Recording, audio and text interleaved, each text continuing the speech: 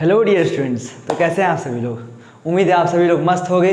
मैं भी हूँ एकदम बिंदास। तो पढ़ाई चल रही है आप लोगों की। हम लोगों ने पिछले वीडियो में बेलन का आयतन निकालना सीखा था। आज शुरू करेंगे अपना वीडियो एक सवाल से। जो सवाल आपको बोर्ड पर दिखा हुआ है, बोर्ड पर लिखा हुआ है, क्या लिखा हुआ है? यदि एक ग्लास के आधार के व्यास की लंबाई 11.2 सेंटीमीटर, लंबवृत्त का बेलन एवं ऊंचाई 15 सेंटीमीटर हो तो गिलास में कितना जल आएगा? क्वेश्चन इसमें इनडायरेक्टली आपसे आयतन ही पूछ रहा है और ये सवाल वो सभी कोई बना लेगा जिनको आयतन का कॉन्सेप्ट पता होगा। मैंने पिछला क्लास में बहुत ही अच्छे से क्लियर किया था क्या होता है हमारा आयतन। जिनका नहीं क्लियर हुआ है वो सुने ध्यान से मेरी बातों को। आयतन क्या होता है? किसी भी चीज का आयतन उसके अंदर कितना स्पेस है कोई भी सामान रखने का। अगर मैं बात करूं गिलास का आयतन, पूछा जा रहा है कि गिलास में कितना जल आएगा, गिलास में उतना ही जल आ पाएगा जितना कि गिलास का आयतन होगा। समझ रहे हैं ना? और यहाँ पे जो ग्लास है हमारा वो एक लंब वृत्ताकार बेलन के आकार का है, ठीक है ना? तो देखिए मैं आपको बेलन का आकार बना के दिखाता हूँ। गिलास हमारा इस आकार का है, देख लीजिए ये हमारा गिलास है, ठीक है? ये हमारा गिलास है और गिलास का जो आधार है, आधार यानी कि नीचे वाला जो वृत्त है वो आधार है। आधार के व्यास की लंबाई कितनी है बाबू? 11.2 सेंटीमीटर। ये हम लोग का व्यास की लंबाई दिया हुआ है 11.2 सेंटीमीटर। और क्या बोल रहा है? तो लंबवृत्त का बेलन और उसका ऊंचाई दिया हुआ है 15 सेंटीमीटर। बस ऊंचाई कितना दिया हुआ है? 15 सेंटीमीटर। पूछ कह रहा है ग्लास में कितना जल आएगा। इस ग्लास में कितना जल आएगा? ग्लास के अंदर जितना जगह होगा उतना ही जल आएगा। और ग्लास के अंदर की जगह को, जिस जगह पे जल जाके रहेगा उस जगह को कैसे मेजर करते हैं? उस जगह का मेजरमेंट कैसे होता है? उस जगह का मेजरमेंट हम लोग निकालते हैं आधार। देखो अगर ग्लास के अंदर जल डालेंगे तो जल कहाँ जाएगा? इन्हीं सभी जगह पे जाएगा, यही सब जगह पे। तो इन्हीं सभी जगहों को कैसे मेजर करें? आधार का क्षेत्रफल निकाल के ऊंचाई से मल्टीप्लाई कर देंगे तो हम लोगों का निकल के आ जाएगा उस गिलास में कितना जल रखा जा सकता है। अपना शब्दों में बोला जाए तो ग्लास का आयतन निकल के आ जाएगा और वही हम लोगों का जल का भी आयतन होगा। जितना ग्लास का आयतन होगा उतना ही जल अटेगा। उम्मीद है बातें क्लियर हो गई होगी। तो फटाफट करते हैं। हम लोगों को चाहिए क्या आयतन निकालने के लिए? आधार का क्षेत्रफल इंटू ऊंचाई। आधार हमारा वृत्त के आकार का है तो वृत्त का क्षेत्रफल का फॉर्मूला पाई आर स्क्वायर। तो बस वहाँ से हमको समझ में आया हमको आर चाहिए। तो यहाँ से मैं लिख रहा हूँ, इसका सॉल्यूशन देखते जाइए फटाफट। क्या है? आधार का व्यास कितना है? 11.2 सेंटीमीटर है ना? तो इसलिए आधार का अर्धव्यास कितना हो जाएगा?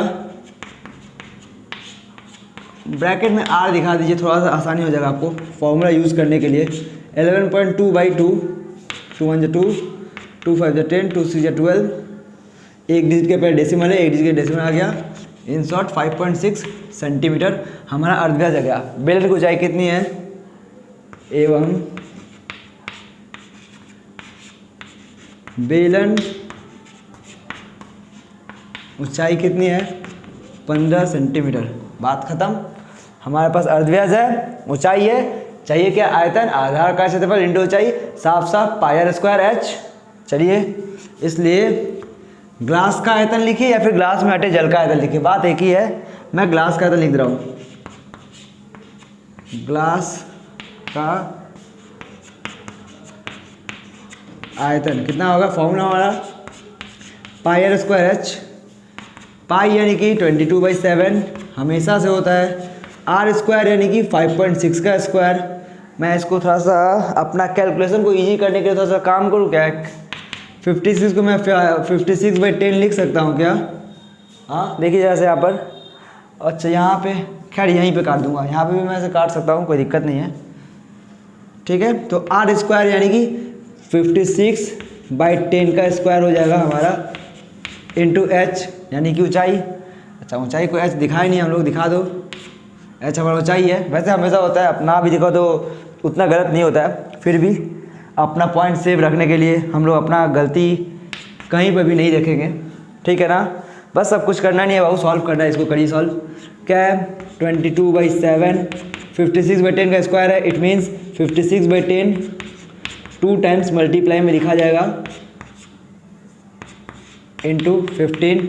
अब कर लीजिए सॉल्व, 7 से कटेगा ये 8 टाइम्स में, और 8 से काटेंगे 2 से 4, हाँ कट रहा है, 2 4 जा 8, 2 5 जा 10, 5 1 जा 5, 5 3 जा 15, फिर भी कटेगा, और अगर मैं काटूंगा 2 से तो ये कट जाएगा, फिर यहाँ 5 आएगा, फिर 5 से कुछ नहीं कटेगा, तो अब नहीं काटूंगा। देखिए मैं काटने को काट सकता हूँ और, लेकिन फिर हम लोग अगर अभी काटूंगा तो बाद में एक और कम बढ़ जाएगा, इसीलिए मैं अब नहीं काट रहा हूँ। मैं हम लोगों का क्या आ गया आंसर 22, 4 और 56 और 3, इन सबको मल्टीप्लाई करो बाई में 10, कितना आता है मल्टीप्लाई करो भाई। अच्छा 4 3 जा 12 और 22 इंटू 12, आई डोंट नो, करते रफ और क्या। 22 इंटू 12 कितना आएगा, 12 2 जा 24 का 4 कैरी हो गया 2, 12 2 जा 24 और 2 26, if I am not wrong this is the right answer. अब मल्टीप्लाई करना है 56 से, देखिए 3 4 जा 12, 12 इंटू 22 मैंने किया यहाँ पे। अब मल्टीप्लाई करना है 56 से, कर लीजिए। 56 से कितना आ रहा है, 6 4 जा 24 का 4, 2 कैरी हो रहा है, 6 6 जा 36 और 2 38 का 8, 3 कैरी, 6 2 जा 12, 3 15, 5 4 जा 20 का 2 0, 2 कैरी, 5 6 जा 30, 2 32, 5 5 10 और 3 13, कितना आ रहा है बाबू 4 8 7 4 1, आ गया हमारा आंसर। कितना है आंसर 14784 डिवाइडेड बाई 10। देखिए 10 रखने का फ़ायदा, मेरे को यहाँ पे 1 0 है, एक डिजिट के पहले डेसिमल इजीली पुट कर सकता हूँ, इसीलिए मैंने उसको वहाँ पे नहीं काटा था। उम्मीद है मेरा चालाकी आप लोगों को समझ में आ गया होगा। तो क्या हो गया 1478.4। अच्छा ये आयतन है हमारा, आयतन हमेशा घन इकाई में होता है, मैंने नोट दे करके लिखवाया था आप लोगों को, तो याद होगा आप लोगों को। तो हम लोग का सब सेंटीमीटर में, इसलिए होगा घन सेंटीमीटर में। बातें समझ में आ गई, और ये हमारा है आंसर। अथा अगर तुमको और यहाँ पे मेरा आंसर आ गया, आंसर लिखो, काम ख़त्म करो।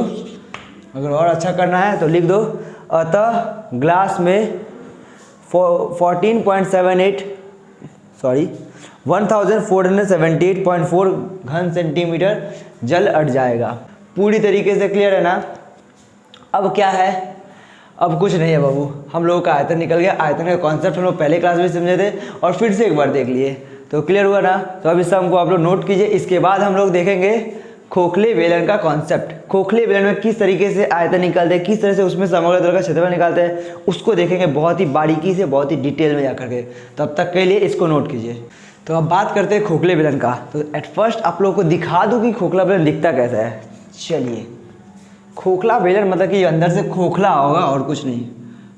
उतना ज़्यादा ड्राइंग आता तो नहीं है, फिर भी कोशिश करता हूँ आप लोगों को सही से दिखा पाऊँ।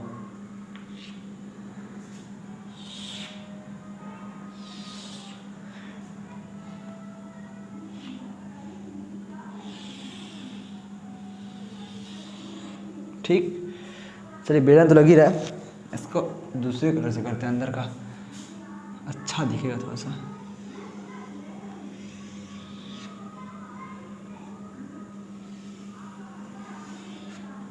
ठीक है, छोटा बड़ा हो गया, कोई नहीं, मुझे पता है आप लोग सब समझदार हो, समझ पाओगे कि हमारा ये खोखला बेलन है।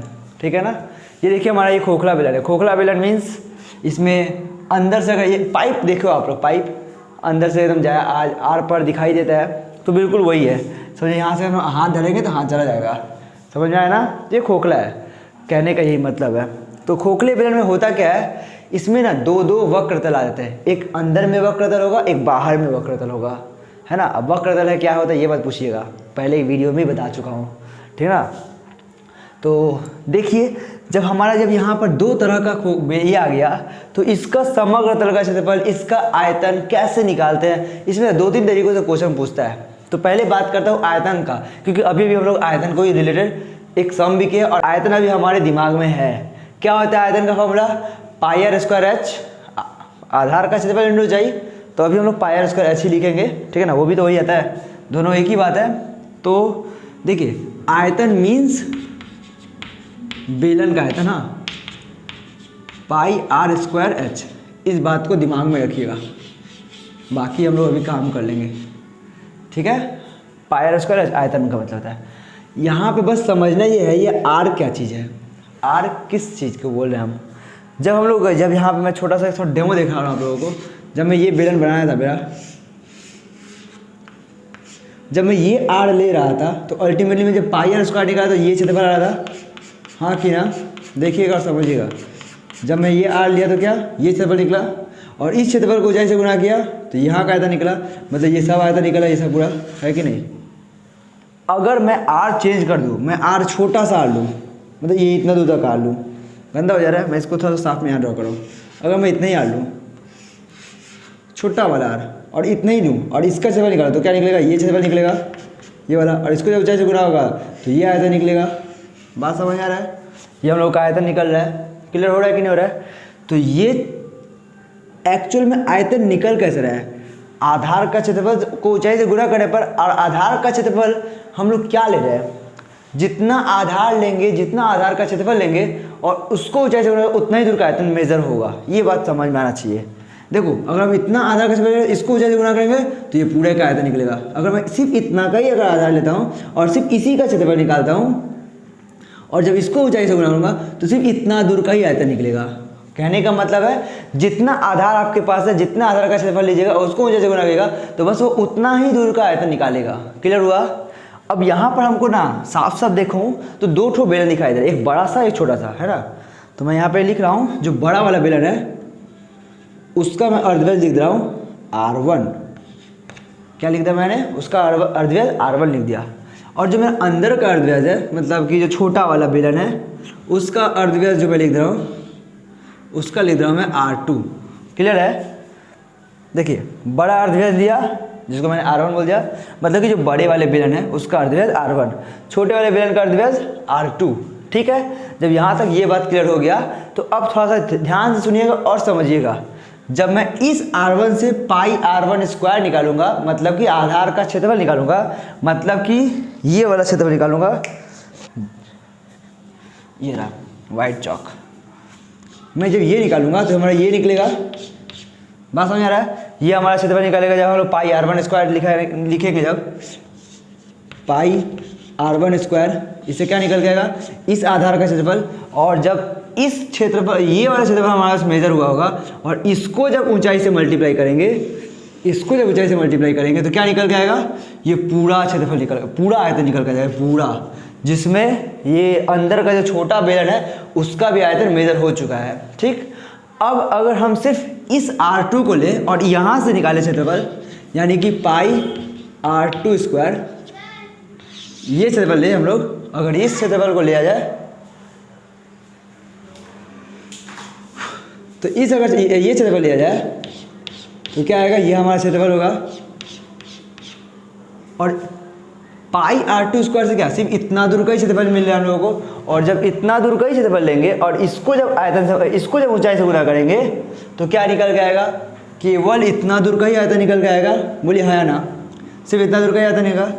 अब करना क्या है, हमसे पूछता है कि जो बेलन, इसका पहले हम लोगों का गिलास था, है ना, तो गिलास भी किसी ना किसी धातु से मिलकर बनाया गया होगा, अगर वो बेलन के आकार का है तो, और या किसी भी आकार का हो, या कोई भी हम लोग इंस्ट्रूमेंट, कोई भी टूल यूज़ करते हैं वो किसी ना किसी धातु से बनाया जाता है। तो अगर वो बेलन के आकार का कोई धातु बना रहे हैं तो उस बनाने में धातु का भी तो कुछ मात्रा लगा होगा, धातु भी अपने, मतलब क्या बोलना चाहता हूँ मैं, धातु का भी आयतन होगा, हाँ कि ना।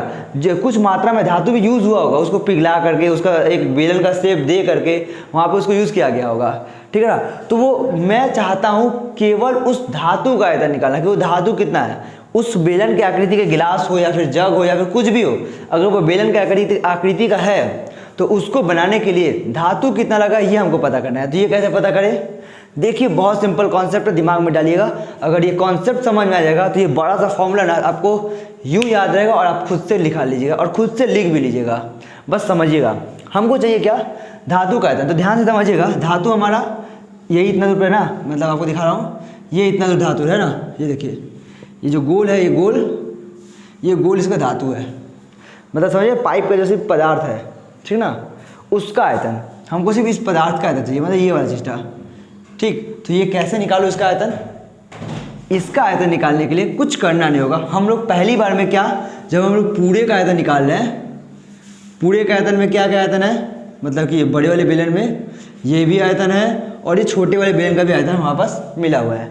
अच्छा, दूसरे केस में सिर्फ इतना दूर का आयतन निकाल रहे हैं, मतलब कि सिर्फ और सिर्फ छोटे बेलन का आयतन निकाल रहे हैं। तो अब करना क्या है, पूरे आयतन में से सिर्फ इस छोटे वाले आयतन को अगर माइनस कर दिया जाए, जो छोटा वाला बेलन का आयतन है उसको अगर हम लोग हटा दें, उसको निकाल ले, तो जो बचेगा वो केवल पदार्थ होगा कि नहीं होगा। देखिए अंदर, मतलब कि अंदर का खोखला पार्ट का जो आयतन है उसको मैं मेजर करके हटा दे रहा हूँ, तो जो बच रहा है सिर्फ केवल पदार्थ बच रहा है, अगल बगल का पदार्थ। इमेजिन कीजिए, एकदम अच्छे से कर लोगे। अगर इमेजिन कर पाइएगा इसको तो बहुत अच्छे से कर पाइएगा, क्योंकि मेंसुरेशन खेल ही है इमेजिनेशन का। जितना अच्छा इमेजिनेशन कर लीजिएगा ना, उतना अच्छा आप सवाल को समझ पाइएगा और ये सॉल्व कर पाइएगा, ठीक है ना। तो देखिए मैं कर क्या रहा हूँ, एक बार और समझाने की कोशिश करता हूँ, इनकेस अगर ना समझ में आया हो तो, ठीक है ना। तो देखिए क्या करना है, हम लोग कर क्या रहे हैं, पूरे का आयतन निकाल लें। पहले पूरे का आयतन मेजर कर लिए, आधार का क्षेत्रफल इंटू ऊंचाई करके। दूसरी बार में केवल अंदर के पार्ट का आयतन निकालें, मतलब पाइप के अंदर का आयतन निकाल लें, और पूरे में से सिर्फ इस अंदर के आयतन को माइनस कर दे रहे हैं, हटा दे रहे हैं। तो जब ये हट ही गया तो बच कर रहे, खाली ये पदार्थ ही तो बच रहा है कि नहीं। जो अगल बगल का पदार्थ है बस वो बच रहा है, धातु बच रहा है। और इस तरीके से हम लोगों को पता चल जाएगा उस बेलन आकृति के ग्लास, जग या फिर जो भी हो उसको बनाने में कितना धातु लगा हुआ है। क्लियर हुआ? उम्मीद है अब बातें समझ में आ गई होगी। मैं इसको मिटा रहा हूँ। चलिए, तो मैं इसका फॉर्मूला लिखने जा रहा हूँ। इसका अगर आयतन का फॉर्मूला लिखो तो क्या होगा, पाई आर स्क्वायर एच। ये क्या है, पूरे बड़े वाले बेलन का आयतन का फॉर्मूला। और ये क्या है, pi r two square into h. ये सिर्फ छोटे वाले बेलन का आयतन का फॉर्मूला। बड़े वाले में से छोटे वाले को माइनस कर देंगे, निकल के आ जाएगा धातु के आयतन का फॉर्मूला, ठीक। और ये दोनों फॉर्मूला मैंने बनाया है इस फॉर्मूला से, ठीक है। तो बस अगर खोखले बेलन में आपको पूछेगा आपसे ऐसे, खोखले बेलन में धातु का आयतन कितना है, आयतन या फिर मात्रा, एक ही, मैं आयतन लिख रहा हूं, दोनों एक ही बात है, धातु का आयतन क्या आएगा, देखिए बता रहा हूँ क्या आएगा।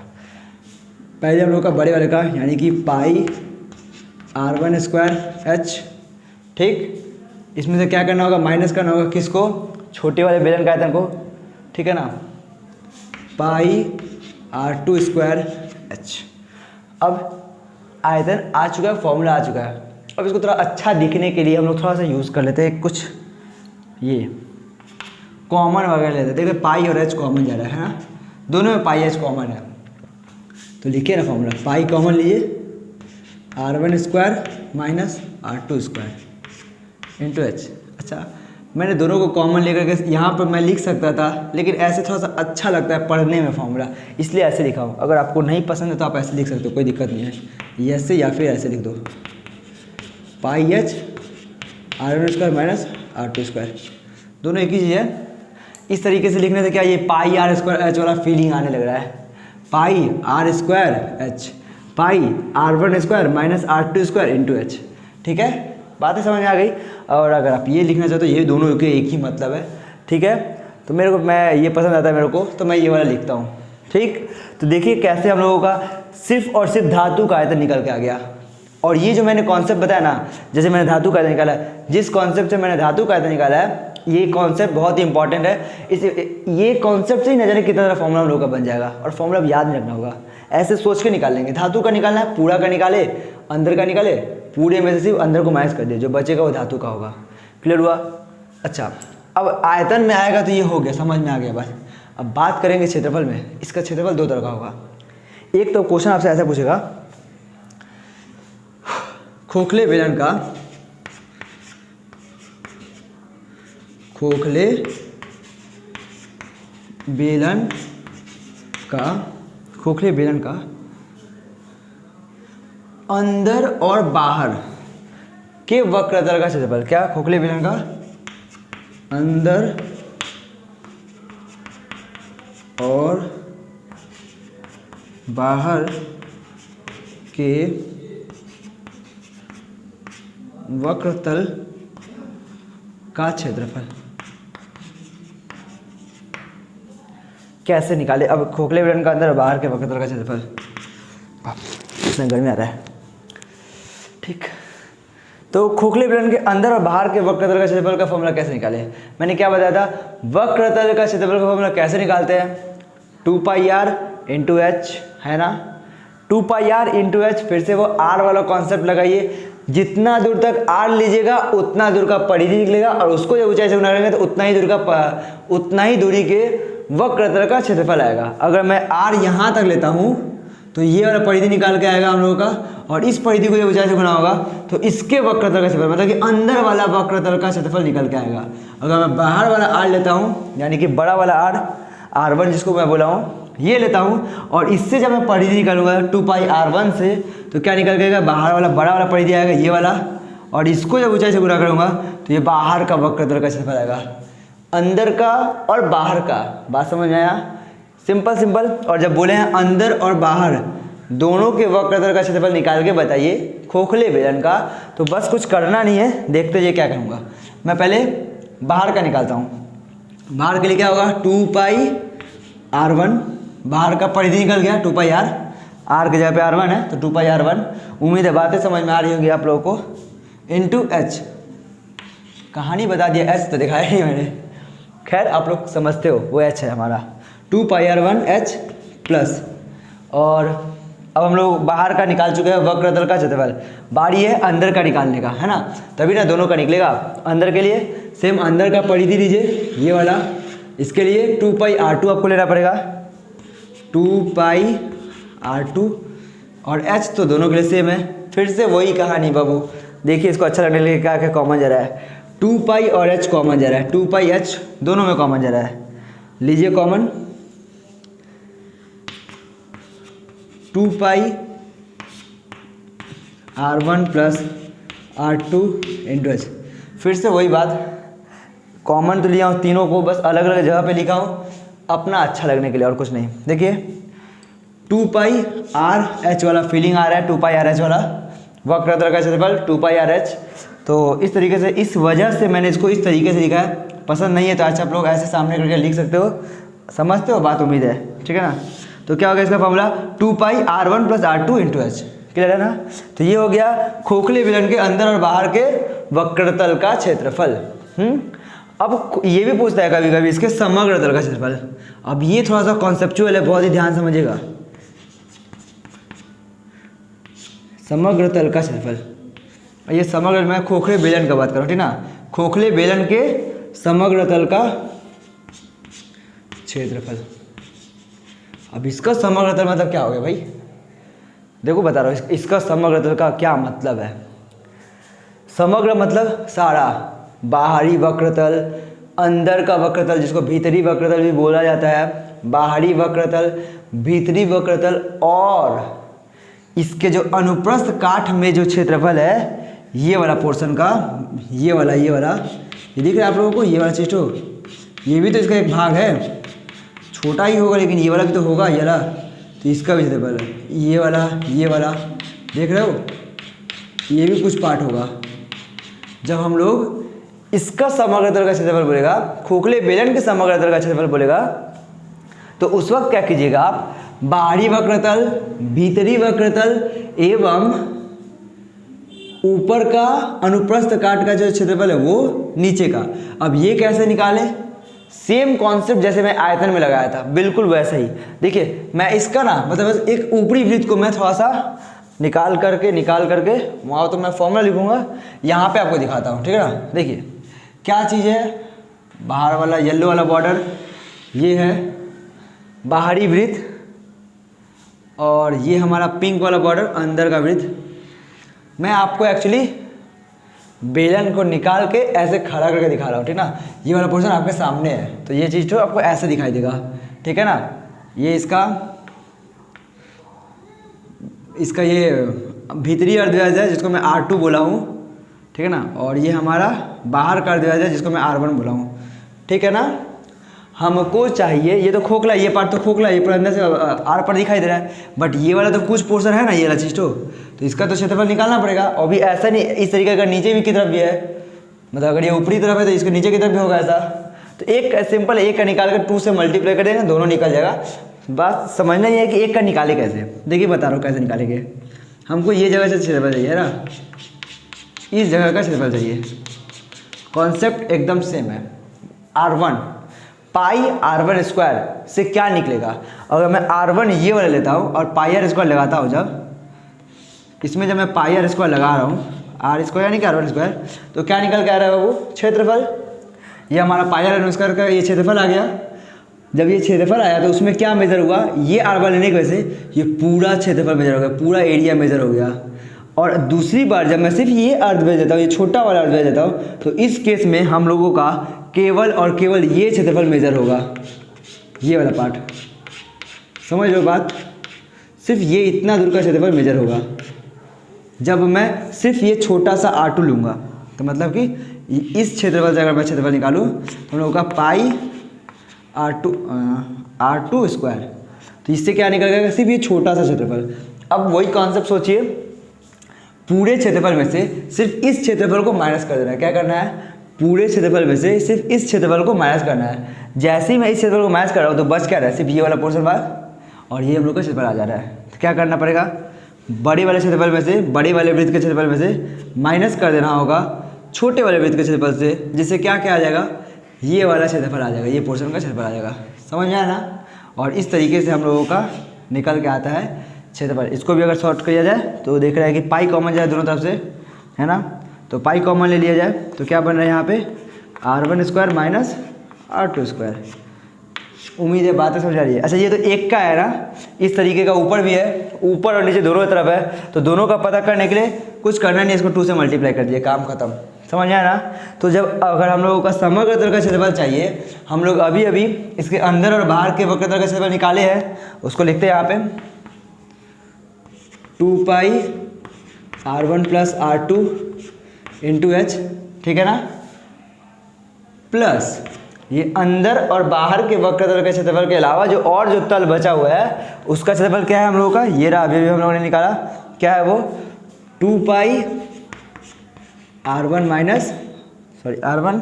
Square minus R2 square, R1 square minus R2 square. Clear हुआ ना। चलिए हम लोगों का ये फॉर्मूला वैसे आ चुका है, बट क्या ही करूँ, मेरे को जब कैलकुलेशन दिखता है तो मैं कर डालता हूँ। ये हम लोगों का आ गया है, मैं इसको और भी छोटा करके लिख सकता हूँ क्योंकि मेरे को यहाँ पे और कैलकुलेशन दिख रहा है। आप लोग को भी दिखेगा अगर फॉर्मूला वगैरह अच्छे से याद होगा तो मैं इसको, वैसे आप यहाँ पे भी सॉल्व कर रख के, अगर ना याद रहे आप यहाँ पे रख के सॉल्व कर सकते हो। फिर भी मैं इसका एक और दिखा दे रहा हूँ आपको फॉर्मूला क्या बन सकता है। वो क्या है, इसको मैं जस्ट और थोड़ा सॉल्व कर दूंगा। क्या, 2 pi R1 plus R2 H plus 2 pi R1 square minus R2 square को हम लोग लिख सकते हैं ए स्क्वायर माइनस बी स्क्वायर का फॉर्मूला यूज करके R1 plus R2 into R1 minus R2। बोलो हाँ या ना। ए स्क्वायर माइनस बी स्क्वायर का फॉर्मूला होता है ना, ए प्लस बी इंटू ए माइनस बी, लिख सकते हैं। और लिखने के बाद ही देखिए दोनों टर्म में क्या कॉमन जा रहा है, क्या कॉमन जा रहा है दोनों में, देखिए 2 पाई, yes 2 pi R1 plus R2 जा रहा है कॉमन, क्या बचा फिर, देखिए क्या बचा, यहाँ पे लिखता हूँ, आप लोग को दिख रहा है भी नहीं पता नहीं, देखता हूँ, 2 pi R1 plus R2 common लेने के बाद बच क्या रहा है, ये तो कॉमन, यहाँ बच रहा है H, यहाँ पे बच रहा है H प्लस यहाँ पे बच रहा है R1 माइनस R2। अगर ये फॉर्मूला याद रख सको तो आपका इससे ज़्यादा आसानी से बन जाएगा। अगर ना याद रख सको तो यहाँ पे रख के सॉल्व कीजिए, कोई समस्या नहीं है, कोई दिक्कत नहीं है, कोई इशू नहीं है। क्या फॉर्मूला है आपका, 1 मिनट,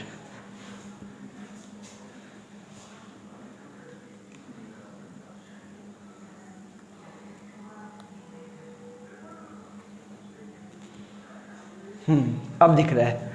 मैं क्या बोला था, अगर आप ये फॉर्मूला याद रख, ये तो फॉर्मूला याद रहेगा, ये अब तो समझाया हुआ चीज़ है। अंदर बाहर का क्षेत्रफल, अंदर बाहर के वक्रतल का क्षेत्रफल और इसके अनुप्रस्थ काट पर जो ये क्षेत्रफल, जो तल मिल जा रहा है हम लोगों को, खोखला करने के बाद भी कुछ तल बच रहा है, उसका क्षेत्रफल, दोनों क्षेत्रफल को प्लस कर दिए, खोखले बेलन के समग्र तल का क्षेत्रफल आ जाएगा। और ये एक जनरल कॉन्सेप्ट है, तो आप अपने से लिख भी लीजिएगा इसको, इतना बड़ा फॉर्मूला लिख लीजिएगा अपने से समझ करके। बट अगर याद रख सको, थोड़ा सा आप कैलकुलेट, थोड़ा सा दिमाग पे जोर डाल के इस फॉर्मूला को याद रख सको, तो सम्स बहुत ही आसानी से और बहुत ही जल्दी बन जाएगा। फॉर्मूला क्या है, 2 pi r1 plus r2 into H plus r1 minus r2। बातें समझ आ गई? तो ये था हम लोगों का फॉर्मूला का सिलसिला, यहाँ पे खत्म होता है। इसके बाद और 2 सम देखेंगे। एक सम खोखले बेलन के में धातु का अनुपात कैसे, धातु का आयतन कैसे निकालते हैं, दूसरा इस तरीके का समग्र तल का क्षेत्रफल कैसे निकालते हैं। मैं ये फॉर्मूला यूज करके निकालूंगा, ठीक? तो चलिए इसको नोट कर लीजिए फटाफट। हम लोगों ने तब फॉर्मूला सीख लिया, अभी तक सारे फॉर्मूला का ज्ञान हो गया हम लोगों को। खोखले बेलन से रिलेटेड जितना भी फॉर्मूला था वो सब समझ चुके हैं हम लोग। अब बात करते हैं उससे रिलेटेड कुछ क्वेश्चंस का, ठीक है? तो पहला क्वेश्चन हमारा ये रहा। क्या है क्वेश्चन? दोनों मुंह खुला लोहे का बना एक लंब वृत्ताकार बेलन है जिसकी ऊंचाई दी हुई है 42 सेंटीमीटर। ऊंचाई कितना है? 42 सेंटीमीटर। बेलन यदि 1 सेंटीमीटर मोटा लोहा से बना है तथा उसका बाहरी व्यास 10 सेंटीमीटर होने से बेलन में कितना लोहा लगा है ज्ञात करना है हम लोगों को। बेलन में कितना लोहा लगा है, कहने का क्या मतलब है कि बेलन में कितना लोहा लगा है। अगर बेलन खोखला है तो खोखला बेलन को बनाने के लिए कितना मात्रा में सिर्फ लोहा लगा है। जैसे कि एक लोहा है, उसको पिघला करके हम लोग एक खोखला बेलन का ढांचा तैयार कर रहे हैं, तो उस बेलन को तैयार करने में कितना लोहा लग जा रहा है। एग्जाम देखिए, ड्राइंग देखिए इसका, मैं किसका बात कर रहा हूँ।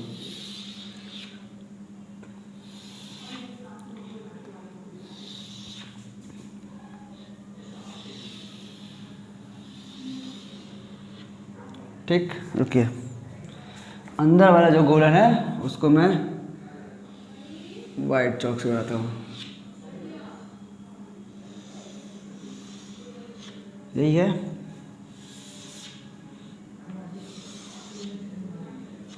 देखिए ये एक खोखला बेलन हम लोगों का तैयार हुआ है। खोखला बेलन मतलब कि ये देखिए अंदर से पूरा फाका है, हम लोग हाथ डालेंगे तो हाथ चला जाएगा, इस टाइप का कुछ है, पाइप के जैसा है ना। और इसको बनाने के लिए पदार्थ इसके किस जगह पे, लोहा किसकी जगह पे है, पूरा इसके साइड में है, ठीक ना। आप लोग देखे होंगे पाइप, तो लोहे का ही एक पाइप सोच लीजिए ना, और पाइप को बनाने के लिए कुछ मात्रा में लोहा लगा ना, उस लोहे का आयतन हमको निकालना है, तो वही ये है, ठीक ना। और इसका क्या क्या इन्फॉर्मेशन दिया हुआ है, इसमें दिया हुआ है हमको खोखले बेलन की ऊंचाई। ये हम लोगों का है खोखले बेलन की ऊंचाई, जो कि कितना है 42 सेंटीमीटर। ऊंचाई को जनरली हम लोग एच से दिखाते हैं, एच हम लोग का ऊंचाई है। और क्या दिया हुआ है, इसका बाहरी व्यास दिया हुआ है। बाहरी व्यास कहने का मतलब देखिए, इस खोखले बेलन में 2 तरह के बेलन होते हैं, एक छोटा सा बेलन अंदर में है, एक बाहर बड़ा सा बेलन है ना। तो बाहरी व्यास दिया हुआ है, बाहरी बेलन का व्यास ये कुछ इस तरीके से आया, बात समझ में। ये हम लोग का बेलन का बाहरी व्यास दिया हुआ, जो कि कितना है 10 सेंटीमीटर, ठीक। ये हम लोग का बाहर का व्यास है, यहाँ से यहाँ तक का मेजरमेंट है, ठीक है ना। और हमसे पूछ लिया है कि इस बेलन में कितना पदार्थ का आयतन लगेगा, लोहे का आयतन निकालना है। और कुछ दिया हुआ है, हाँ और एक चीज़ दिया हुआ है, ये रहा 1 सेंटीमीटर इसका मोटाई। इसका ये जो मोटाई है, बेलन का मोटाई देख रहे हो आप लोग, ये जो बेलन कितना मोटा है, ये कितना है 1 सेंटीमीटर कितना है। ये बेलन 1 सेंटीमीटर मोटा है, 1 सेंटीमीटर मोटा है। तो चलिए हमने सारा इन्फॉर्मेशन इस डायग्राम में पुट कर दिया। अब बात करते हैं इसके आयतन निकालने के लिए, ठीक है। उम्मीद है अब खोखले बेलन में पदार्थ का आयतन का फॉर्मूला आपको याद होगा, तो निकालें। पहले इन्फॉर्मेशन देना होगा सॉल्यूशन करने के लिए, जो दिया हुआ है, जो वहाँ दिए है वो सब यहाँ पर दीजिए फटाफट। पहले क्या दिया हुआ है, बेलन की ऊंचाई कितनी है 42 सेंटीमीटर, ठीक है। और क्या दिया हुआ है, बेलन का बाहरी व्यास जो कि कितना है 10 सेंटीमीटर। अच्छा हम लोगों को अगर आयतन निकालना है तो व्यास किसी काम का नहीं है, हम लोगों को व्यास से अर्धव्यास निकालना होगा, और व्यास से अर्धव्यास निकालना कोई बड़ा काम नहीं है। व्यास आधा कर दीजिए, अर्धव्यास निकल के आ जाएगा आपका। तो बेलन का बाहरी अर्धव्यास देखना पड़ेगा आपको, बाहरी अर्धव्यास। अच्छा, बाहरी अर्धव्यास को हम लोग R1 बोलते हैं। कितना जाएगा, किसी भी चीज़ को आधा करो, 2 से डिवाइड करो, 2 से डिवाइड करो। वैसे ही हम लोग को समझ आता है 10 का 10 तो 5 ही होता है, 5 सेंटीमीटर, है ना। अच्छा, बाहरी अर्धव्यास आ गया। बाहरी अर्धव्यास कहने का मतलब यहाँ से यहाँ तक का ये अर्धव्यास है, ये पूरा 10 था तो ये अर्धव्यास कितना हो गया, 5 सेंटीमीटर। हम लोगों को लोहे का आयतन निकालने के लिए भीतरी अर्धव्यास भी चाहिए, मतलब कि अंदर का अर्धव्यास, सिर्फ यहाँ से यहाँ तक का डिस्टेंस चाहिए हम लोग को, ये अर्धव्यास चाहिए। ये कैसे निकाले, बहुत ही सिंपल है, ध्यान दीजिए। हमको पूरा बाहर तक का अर्धव्यास पता है ना, ये पूरा कितना है, बाहरी अर्धव्यास 5 सेंटीमीटर पता है हमको। और एक चीज़ पता है, वो क्या है, बेलन में, खोखले बेलन में कितना मोटा लोहा लगा है। कितना मोटा लगा है, 1 सेंटीमीटर मोटा लोहा लगा है। ये हम लोग का मोटाई कितना है, 1 सेंटीमीटर। ये अगर पूरा 5 सेंटीमीटर है, जिसमें से ये 1 सेंटीमीटर मोटा है, आप यहाँ पर भी देख लीजिए, ये वाला पूरा अगर 5 सेंटीमीटर है, जिसमें ये 1 सेंटीमीटर मोटा है, तो ये कितना होगा, ऑब्वियसली 4 होगा, 4 सेंटीमीटर। पूरा 5 है, ये 1 है, 4 और 1 मिलाओ, पूरा 5 मिल जाएगा आपको। उम्मीद है बात समझ में आ रहा होगा कि हम लोग भीतरी अर्धव्यास कैसे निकाल रहे हैं। बाहरी अर्धव्यास में से बेलन की मोटाई को माइनस कर दे रहे हैं, आ जा रहा है हम लोगों का भीतरी अर्धव्यास, ठीक ना। तो इस तरह से हम लोग लिखेंगे यहाँ पे, बेलन का भीतरी अर्धव्यास, जो कि क्या हो जाएगा, भीतरी अर्धव्यास को R2 बोलते हैं। ध्यान देने वाली बात क्या होगा, 5 - 1 सेंटीमीटर विच इज़ 4 सेंटीमीटर।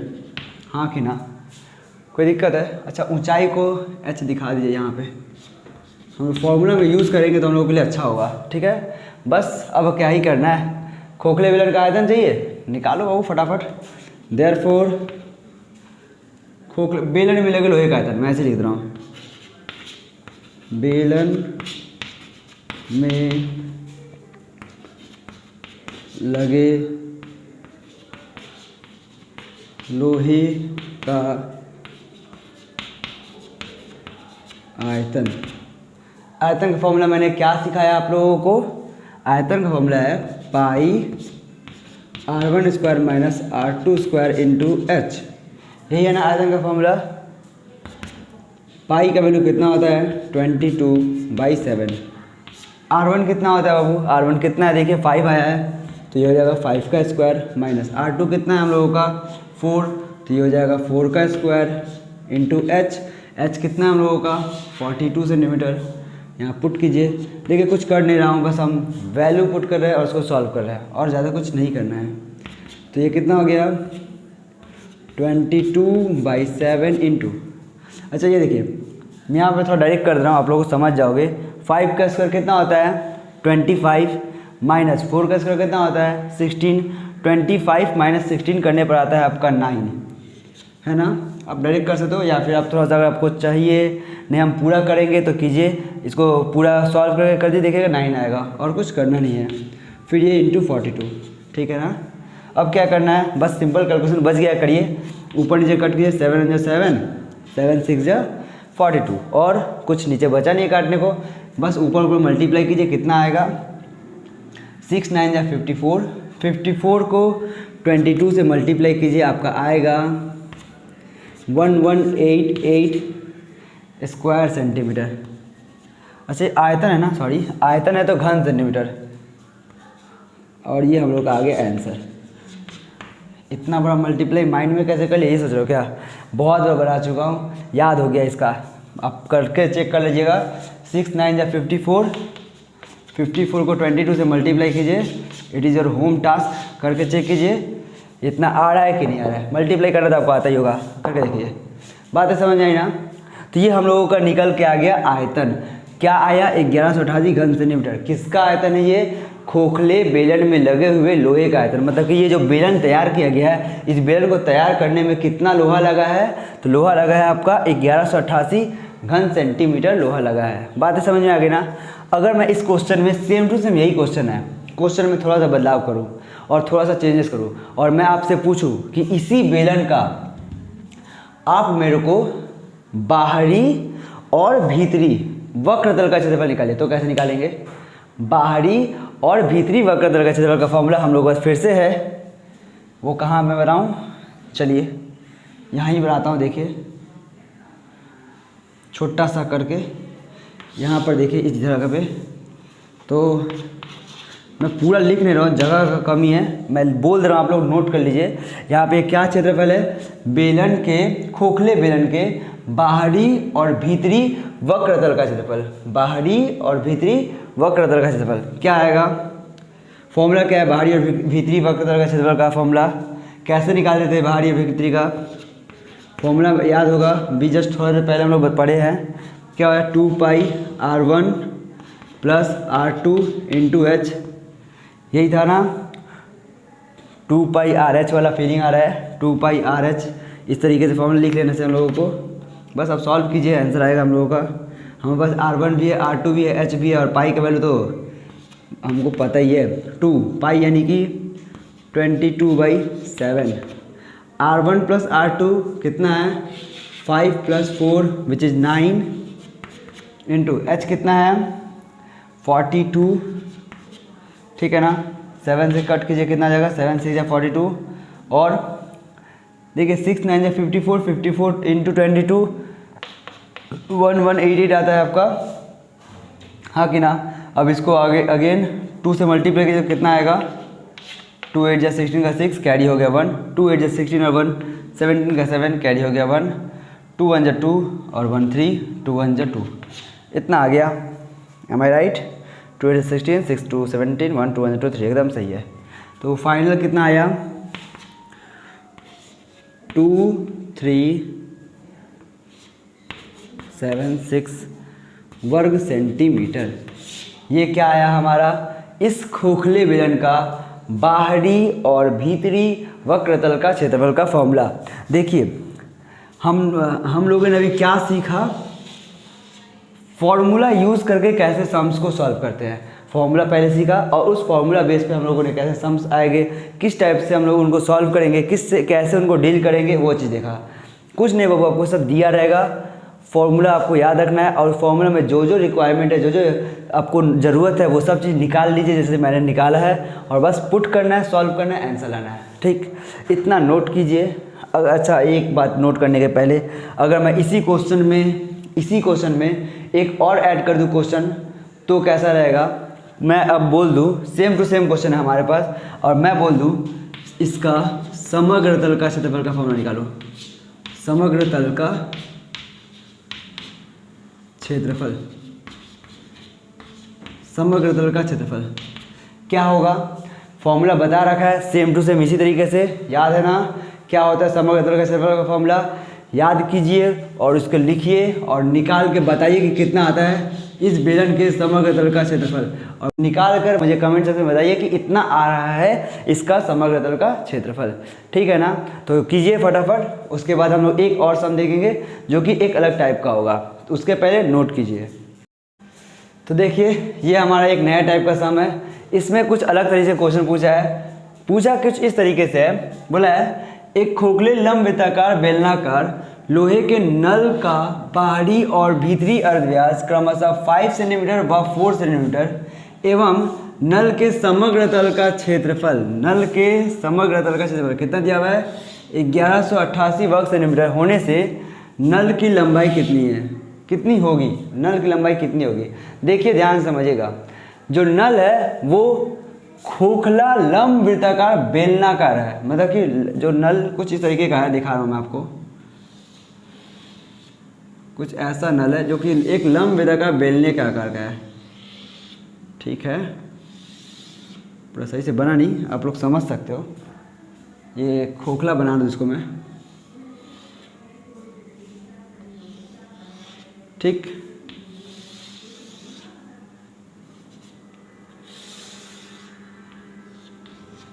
चलिए देखिए, मैंने पाइप बनाया है, एक नल बनाया है जो कि एक खोखला लंबवृत्ताकार का बेलने के आकार का है, जिसका दिया हुआ है हम लोगों को बाहरी और भीतरी अर्धव्यास दिया हुआ है। तो बाहरी अर्धव्यास क्या होगा, यहाँ से पूरा बाहर तक का अर्धव्यास जो कि कितना है 5 सेंटीमीटर,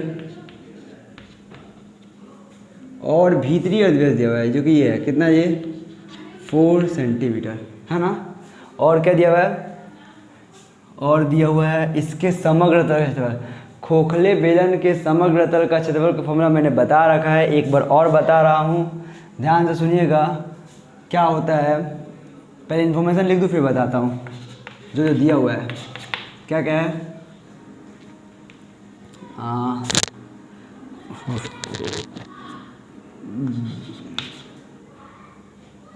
बेलनाकार नल का बाहरी अर्धव्यास,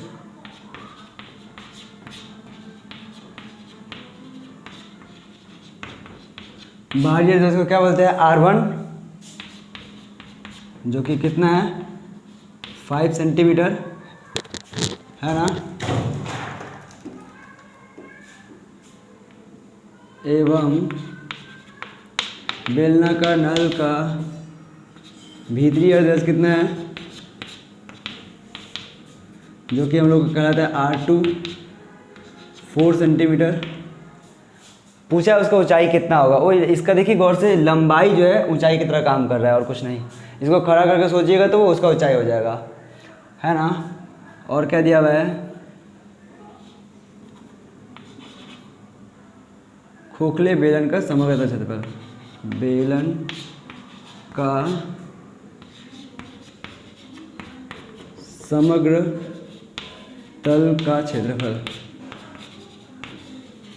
क्या होता है, 2 pi into R1 plus R2 into H plus R1 minus R2।